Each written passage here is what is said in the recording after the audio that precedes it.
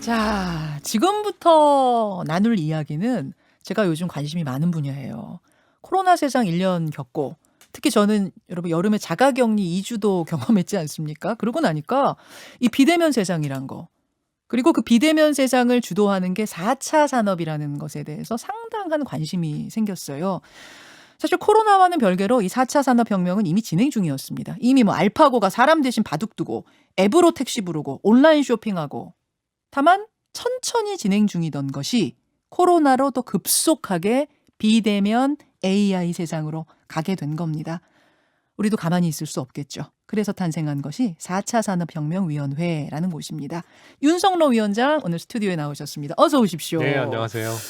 위원장님, 아니 네. 1차 산업혁명 가져온 건 석탄, 네. 증기기관차 돌리고 공장 돌리고 2차는 석유, 3차는 컴퓨터, 인터넷 뭐 이런 것의 등장. 4차 산업혁명이라고 할 때 그 혁명을 가져오는 핵심 요소는 뭐예요? 네, 뭐 여러 가지로 생각하실 수 있는데요. 네. 뭐 중요한 거 몇 가지만 꼽으라고 하면 이제 인공지능, 빅데이터 그리고 초연결성 뭐 이런 거라고 보시면 되겠습니다. 네. 빅데이터. 네. 그 세상을 어떻게 바꾸는 겁니까? 그 사실은 우리 인류가 데이터를 뭐 옛날 선사시대부터 끊임없이 생산을 해왔죠. 근데 그 양이 이제 아까 말씀하신 대로 컴퓨터나 인터넷 이런 게 나오면서 이제 기하급수적으로 늘고 있고요. 그러니까 우리가 뭐 활동하면서 계속 지속적으로 데이터가 생기고 있고 뭐 데이터가 또 데이터도 만들어낸다. 뭐 기계가 데이터를 만들어낸다. 이런 얘기도 있을 만큼 정말 뭐 광범위하게 데이터가 생겨나고 있죠. 네. 근데 이제 언뜻 들으시면은 아니 석유가 발견되면서 세상이 확 뒤집어진 거에 대해서는 분명하게 이해를 하시는데 네. 데이터가 4차 산업혁명을 만들어낸다고? 네. 이게 무슨 소리야? 이렇게 생각하시는 분들 그렇죠. 많으실 거예요. 근데 실제로 지금 시가총액 기준으로 세계 100대 기업 쭉 늘어놓고 보면 10위 안에 거의 다 이런 데이터를 기반으로 한 플랫폼 기업 아니면 그런 기업에 투자한 투자 기업 이런 식이더라고요. 네. 세상이 분명히 바뀌고 있더라고요. 예. 어떤 식으로 활용이 되는 겁니까? 그러니까 정말 뭐 너무 다양해서 뭐 짧은 시간에 다 말씀드리기 어려울 만큼인데요. 뭐 그래도 몇 가지 사례를 들어보면 사실은 뭐 우리가 금융 같은 경우에는 그래도 꽤 오랜 기간 데이터에 파묻혀서 사람들이 여러 가지 응용을 봐왔죠. 그래서 금융 서비스 당연하고요. 그리고 요즘 이제 코로나 때문에 보건의료 쪽에 관심이 많으실 텐데 이제 뭐 방역 같은 것도 생각해 보시면 이제 데이터 기반으로 방역을 할 수 있는 것이고 그리고 뭐 신약 개발이나 백신 개발에도 데이터를 기반으로 할 수 있는 것이고 어떻게 해요? 방역 같은 경우에 뭐 동선 정보 같은 거를 활용할 수 있고 아니면 이제 누가 어디에 모였는지 이런 정보들을 활용할 수 있는 것이고요.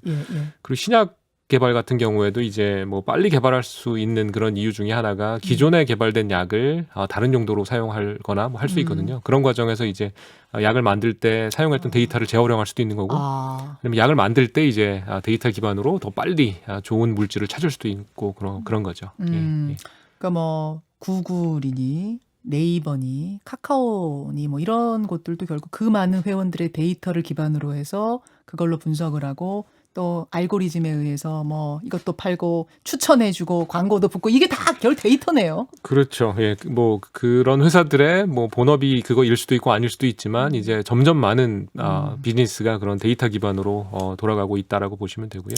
그래서 여러분 이제 데이터를 얼마나 누가 확보하고 있느냐가 석유 확보하고 석탄 확보하는 거랑 같은 거인 거죠. 뭐 그런 개념이죠. 그런 개념으로 보면 되는 그렇습니다. 거죠. 그래서 선점에서 들어간 이제 카카오, 뭐 쿠팡, 구글, 마켓컬리 이런 곳이 앞서가는 거예요. 그렇죠. 그런 거죠. 그러면 4차 산업혁명위원회는 나라 차원에서 국가 차원에서 무슨 일을 하고 계시는 거예요? 예, 뭐 굉장히 다양한 활동을 하고 있는데요. 크게 이제 요약해서 말씀을 드려보면 이 4차 산업혁명이 좀 전에 저희 얘기 나눈 것처럼 굉장히 파급 범위가 넓잖아요. 그러다 보니까 이제 정부 내에서도 다부처에 걸쳐 있는 그런 아젠다들이 많아요. 뭐 과학기술정보통신부뿐만 아니라 그 외에 다른 부처들도 당연히 굉장히 많은 아젠다들이 있고요.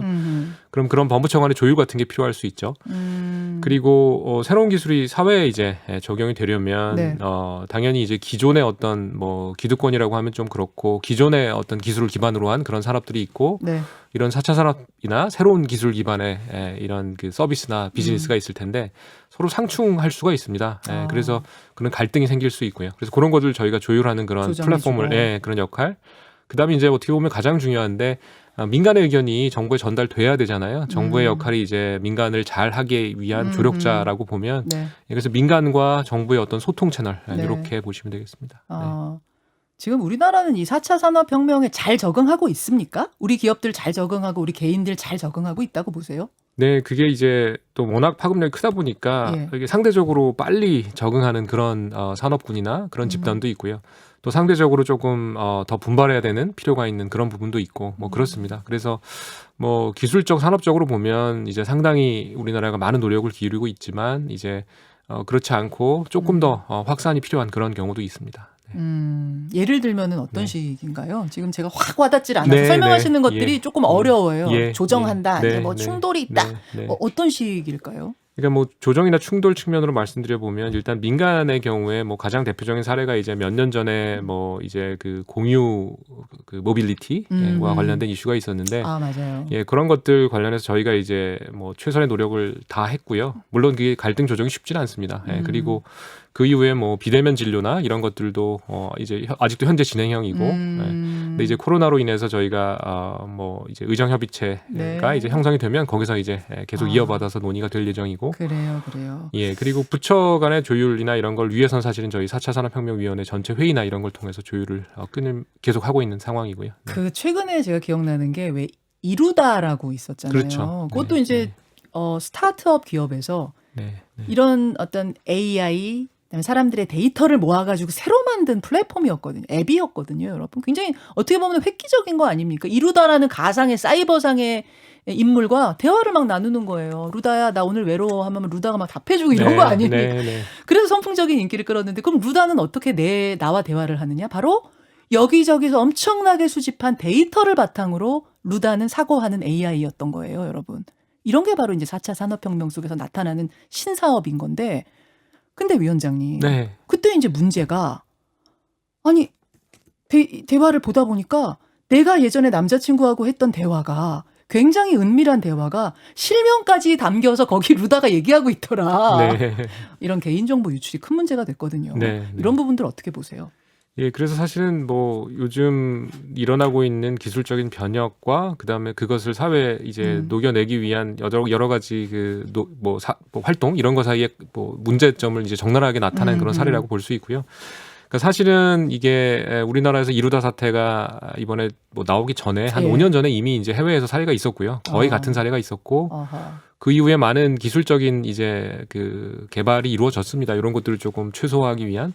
근데 이제 그런 것들이 조금 간과되지 않았나 개발 과정에서. 예, 그래서 기술적으로 막으려면 얼마든지 막을 수 있는 건데 뭐 완벽히 막을 거예요? 수는 없죠. 하지만 아까 말씀하신 대로 그렇게 실명이 뭐 노출이 된다거나 이런 건 충분히 사실 막을 수 있었습니다. 그래서 예, 조금 아쉬운 면이 있고요. 예, 그래서 개인정보 매우 중요하고 관련된 여러 가지 기술적, 법제적 노력들도 역시 활발하게 준비가 되고 있습니다. 그래서 이걸로 보면 어떻게 보면 중요성이 다시 한번 부각이 된 거고 그리고 계속 끊임없이 대비하고 있다라는 사실도 같이 알아주시면 좋을 것 같습니다. 대비도 해야 되고 이제 이런 경우가 다시 발생하면 강한 처벌도 있다는 이런 것까지 같이 가야 되지 않는가 좀 보완이 돼야 되지 않는가 맞습니다. 싶습니다. 네네.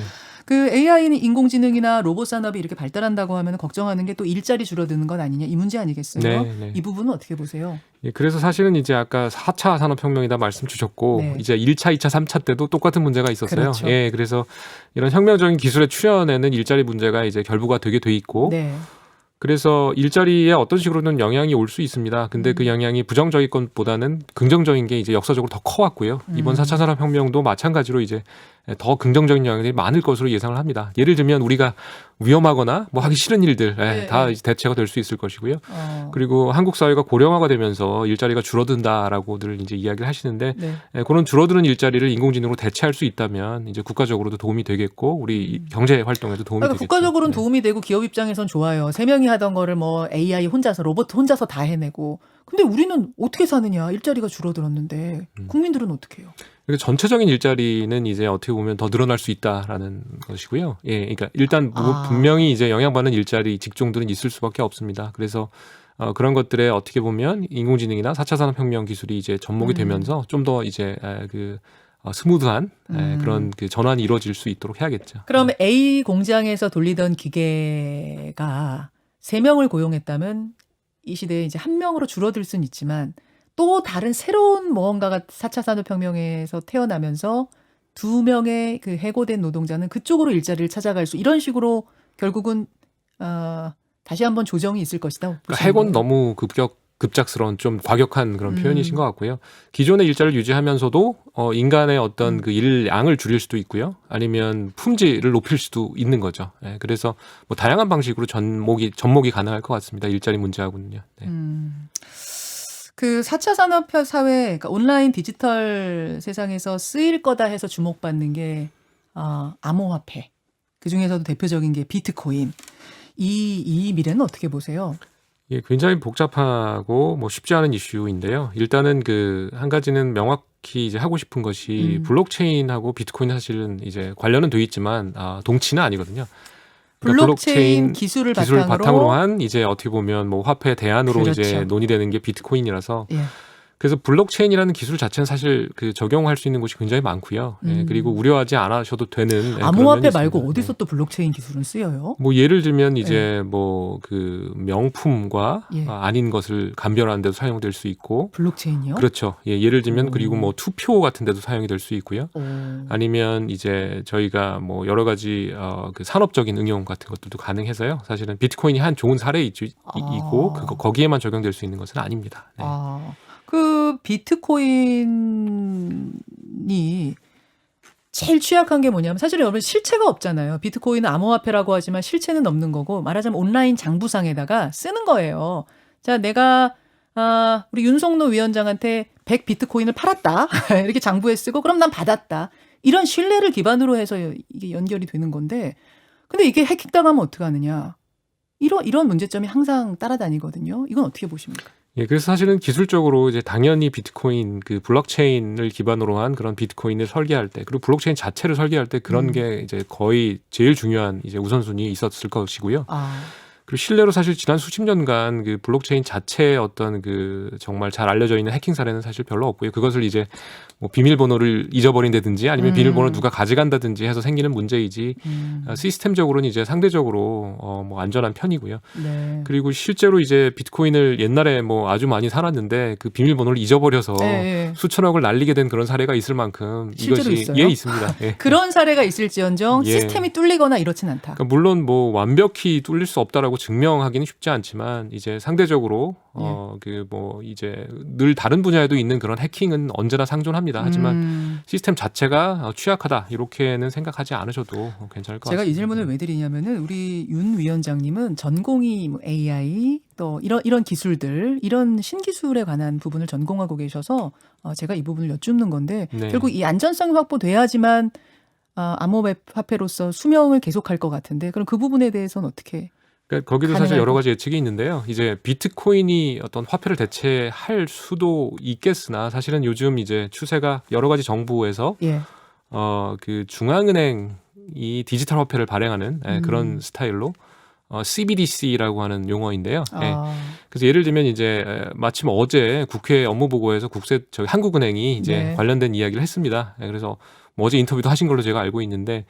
비트코인 관련해서 그래서 비트코인도 뭐 이제 화폐를 대체할 수 있는 하나의 뭐 가능성이 있지만 이제 중앙은행이 발행하는 디지털 화폐 중국이 지금 굉장히 앞서가고 있고 뭐 7년 이상 중국이 기반을 다져왔고 미국도 이제 기축화폐의 어떤 기능이나 역할을 잃지 않기 위해서 중국이 부상하니까 미국도 역시 이제 급속히 관심을 보이고 우리도 그런 있는. 쪽으로 갑니까? 우리도 이제 한국은행이 이제 뭐 다음 달에 이제 어떤 컨설팅 용역을 이제 마무리하고 하반기에 어떤 그 작은 규모의 시범 서비스를 이제 고려하고 있는 것으로 알고 있습니다. 디지털 화폐. 네네.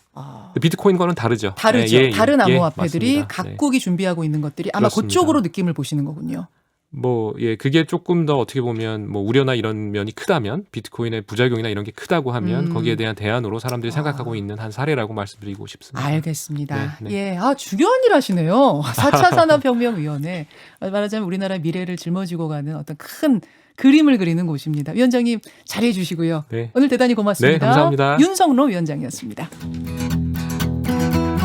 김현정의 뉴스쇼는 청취자 여러분의 참여로 이루어집니다. 트위터, 페이스북, 레인보우 게시판, 그리고 단문 50원, 장문 100원의 유료 문자 샵 1212, 우물정 1212 통해 참여하실 수 있습니다. 김현정의 뉴스쇼, 여러분과 함께 만듭니다.